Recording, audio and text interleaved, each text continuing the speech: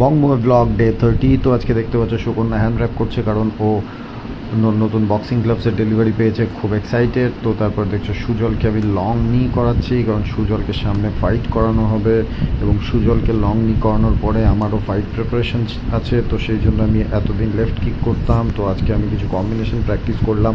এখানে শুধু তার একটাই গ্লিমস দেখতে পাচ্ছ। তো তারপরে আমরা অনেকগুলো ট্রেনিং করলাম, অনেক রকম ট্রেনিং করলাম। আমরা আজকে অনেক রাউন্ড দৌড়েছি, স্প্রিন্টস করেছি। আজকে সায়র নিজের রাইট কিক পারফেক্ট করেছে, সব কিছু। তো আমরা দেখাতে পারছি না ভিডিওতে, কারণ স্পেস কম ছিল, আমাদের ডিভাইস কম ছিল। আগামী দিনে যারা আমাদের প্রত্যেক দিন বংময় ব্লগ দেখছো, তারা আমাদের আরও ট্রেনিং মেথড দেখতে পাবে, আমরা কীভাবে ট্রেনিং করছি। তো তারপরে সুকন্যাকে আমি কয়েক রাউন্ড প্যাড ওয়ার্ক করালাম, তোমরা দেখতে পাচ্ছ। তো সুকন্যার পশ্চার আগের থেকে অনেক ইমপ্রুভ করেছে।